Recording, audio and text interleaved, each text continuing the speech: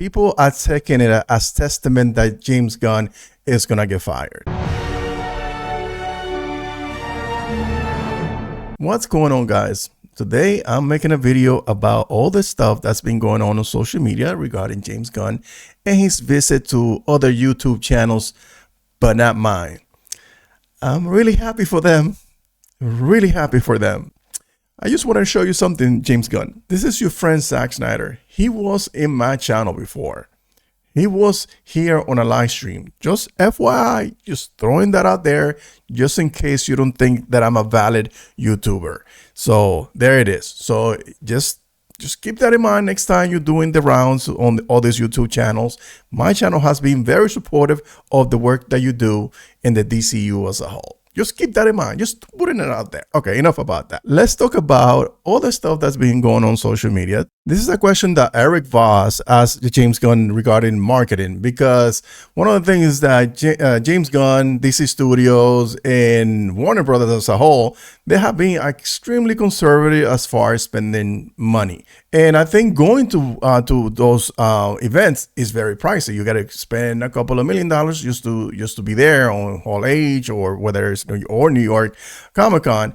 And what he said, this is what he said. But I think the one thing I've sort of found in my time, both making movies and being somewhat in the public eye, is that it just depends on the situation. Sometimes you really benefit from, going to Comic-Con and spending, millions of dollars and selling, an idea, especially when you have a great trailer or something like that. But other times, I post a picture of the cover of a screenplay on Instagram for $0, and it's equally effective. It gets just as much press. So exactly. you have to kind of always ask yourself, what is it that's worth spending money on? And the truth for me is a lot of what the hard thing for me is I just don't have much time, So, like, to be completely honest, I really appreciate what you guys have done with the show and everything. I appreciate your. So pretty much, yes, that is exactly, he is 100% right about this, because it just makes no sense to spend millions of dollars to reveal that he's going to be releasing Superman Man of Tomorrow on some big stage, give a couple of information. We already know who's going to be playing Superman. We know who's going to be the cast. We don't know who's going to be the villain. But obviously, when that's revealed, that's also going to be big news, whether it's on a big stage or it's in social media. But I think delivering this stuff via social media, which is gonna reach further out than anything else, and pretty much where everything's gonna be discussed and covered, it makes sense for him to go on one of his social media platforms and reveal this information. So it is, to me, cost effective, smart, and less time consuming, because, like he said, he doesn't have the time to do this. Okay, so let's talk about this. James Gunn confirmed Brave and the Bold hasn't cast its Batman yet. And that story has undergone major changes since they first announced it.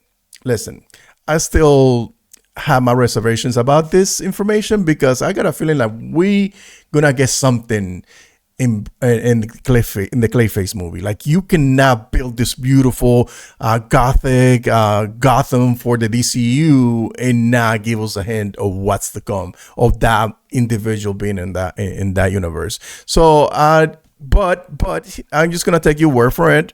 He said in emergency, awesome emergency. Sorry, that he hasn't cast anybody.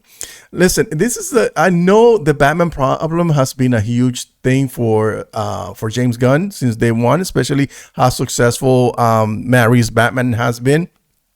I know, to no fault to Matt Reeves or even James Gunn, this has been a very difficult situation for both of them, because Matt Reeves has a successful track record and everybody is waiting for this movie. But at the same time, you have James Gunn, who announced this movie as one of the first movies that he mentioned during that famous February announcement when he joined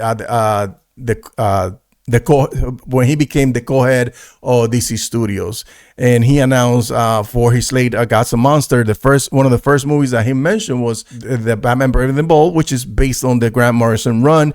And this run is supposed to focus around Batman, being a father and having to deal with this young assassin, Damian Wayne. But at the same time, like a lot of the story, it looks like it's gonna change. Is Damian Wayne gonna be the center focus? Is he gonna be introduced at the end, kind of set it up for a future? Because if Damian Wayne is gonna be in there, the Bat family is already established. So now is the story gonna be shifting a little bit to focus a little bit more on Batman handling the Bat family or his relationship with the Bat family? So are we gonna get to see Nightwing?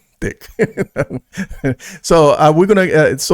I'm really curious to see about the major changes that they have made. I understand there might be a new writer associated with this film. There's rumors that Drew Goddard is associated with the writing. I do not know if there's any truth to that. If you know who he is. He was the writer for Daredevil, the acclaimed Daredevil season 1 that came out on Netflix and spawned a whole brand new generation fans of these characters. But listen, I'm just gonna wait and see what happens and see how this is executed. This is not the first change that he has made. I think they are being a little bit conservative when it comes to how they're gonna move forward, because I think when they first came on board by announcing the authority and all this, and what was the other one? Booster Gold and I think the Amanda Waller show, which probably is gonna be on part of Checkmate now. I think they're gonna kind of move her into that. There was also an announcement for the Arkham series, which he already said that on one of those interviewers asked him about that. He said that's not going anywhere right now. So they are constantly making changes, and it's based on, I'm sure, that financial has to play a part, but at the same time, stuff that has to make sense for the overall arching story that they're telling on this Gods and Monster slate. But talking more about the Batman, let's talk about this thing that dropped today. It was Andy Muschietti, and he said that this is what he said in Variety. Variety was asking him about Derry, which is a series that's coming out, and he's already making the rounds and promoting it. And they asked him about this, and he said, though he can't talk about it yet, Andy Muschietti may have said too much confirming the Braving the Bold is still in place. So he's still attached or associated, even though a name has not been officially announced as the director. But James Gunn, Andy Muschietti has been saying in the past that's the plan to continue with Andy Muschietti as the director. I, for one, I don't understand the hate that people have for this man. I think he's a great director. The first It movie was great. The It series is getting great reviews.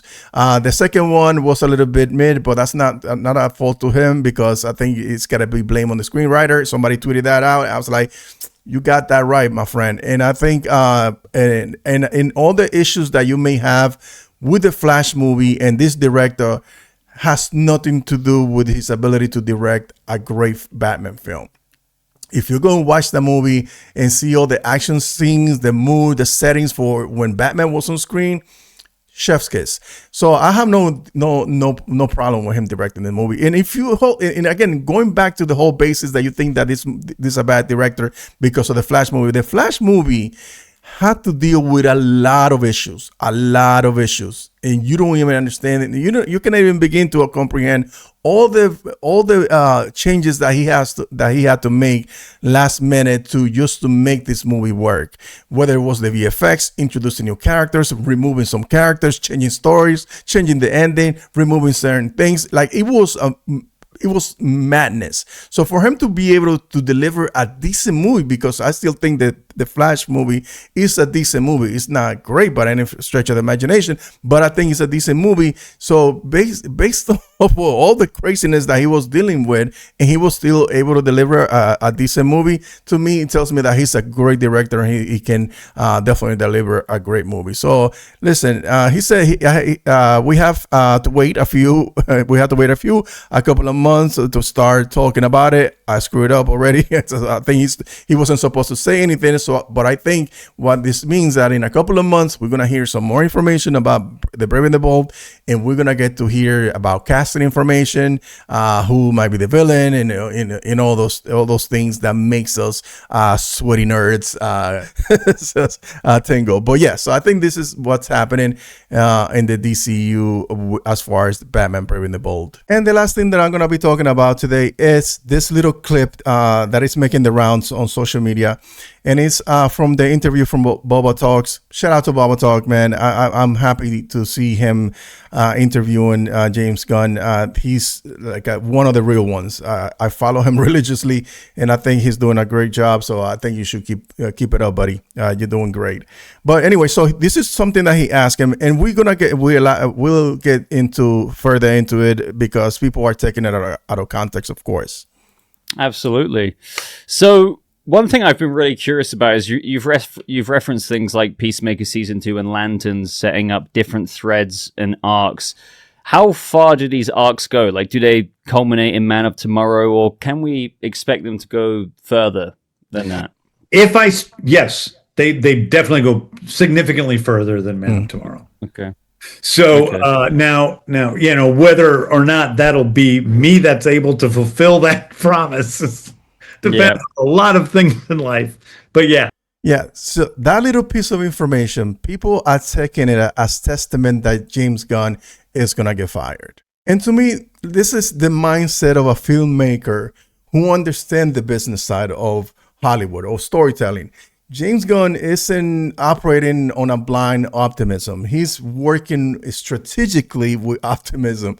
Just like the last director who mapped a 5-movie arc. You guys remember who that was, right? Gunn is putting together a long-term plan, knowing full well that it might change, collapse, or even evolve. That's Hollywood. Hollywood is a constant uncertainty. That's what it is. You've seen that shows get canceled, the directors get removed, show gets brought back to life. The key difference is that James Gunn has been through this before, from indie films to the debacle with the MCU. Then he came into the and started running DC Studio. He knows how volatile this business is. So this philosophy is that plan a way, build a roadmap, set the vision, let the chips fall where they may. That's what professionals do. They prepare for the best and adjust for the rest. You guys are just looking too deep into this. To be objectively, yes, let's talk about this, right? So with the pending sale of Warner Brothers, there's naturally been a lot of speculation about what could happen to James Gunn and Peter Safran. And yes, in theory, a new owner could decide the structure of things, maybe even move Gunn into a different creative role. But that's not automatically a bad thing, and it's far from guaranteed. It all really depends on who ends up purchasing the company and what long-term vision they have for DC Studios. If the new leadership value creative stability and the progress that's already been made, they'll keep James Gunn in place. Look at what happened with Disney when they bought out Fox. Kevin Feige wasn't replaced. In fact, Disney recognized the value that he brought in and gave him more freedom and resources. This could easily be a similar situation. If anything, a major studio or tech company acquiring Warner Brothers might see the success and goodwill Gunn is building and chooses to support that foundation rather than start from scratch. So while change is possible, I'm not saying that it isn't, there's also a real chance that Gunn's vision for the DCU continues right on track, maybe even with more support than ever before. But let me know what you guys think. Is he getting fired? No, I don't think he is. I don't think he's going to get fired. But that's all I have for you guys tonight. Make sure to leave a comment in the comment section. Let me know what you guys think about today's video. Please tag James Gunn on this and let him know that I was not invited. I was not invited to the cookout. So make sure to subscribe, leave a comment in the comment section. Till next time, guys. Never let your nerd die. Peace.